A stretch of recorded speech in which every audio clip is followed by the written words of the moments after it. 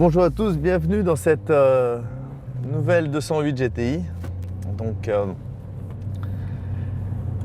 déjà, alors pour l'intérieur, pour la position de conduite, les sièges sont bien.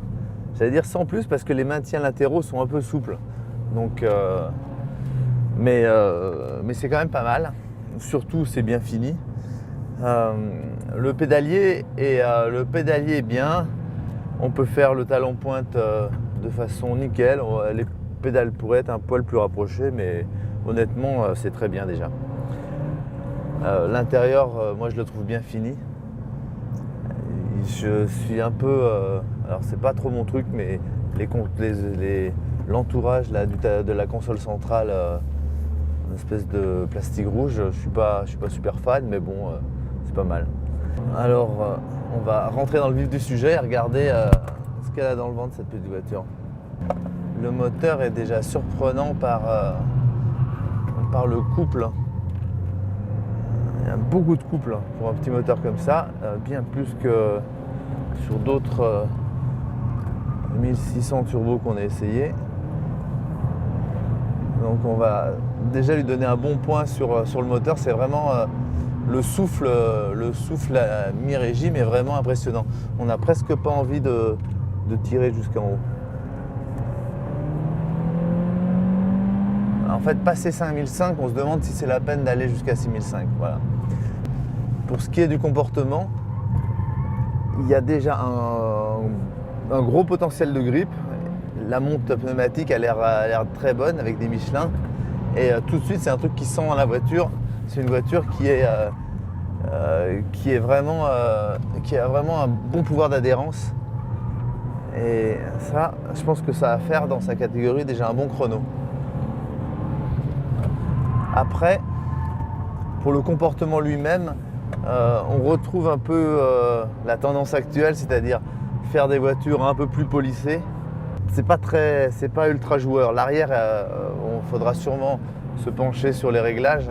L'arrière est vraiment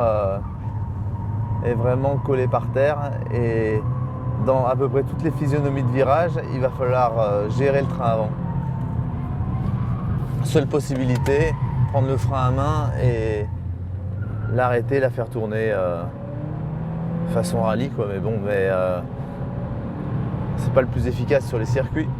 On fera ça pour faire des belles vidéos, mais pas pour faire un bon chrono. Là, on le voit sur les vibreurs, les moyennes vitesses, l'amortissement en moyenne vitesse est très souple, il n'est pas super bien géré. Du coup, la voiture, quand elle arrive sur le gros vibreur dans le pif-paf, on a une voiture qui fait deux rebonds comme ça, boum boum, et qui passe à travers toute la plage de moyenne et haute vitesse.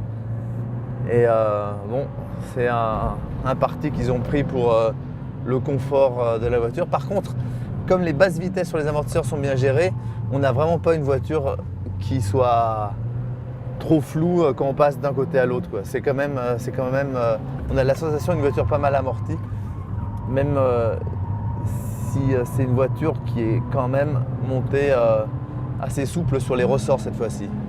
Voilà, une bonne petite auto avec un gros moteur, beaucoup de couple, des bons freins, une bonne position de conduite. On peut régler le volant dans tous les sens, on est bien.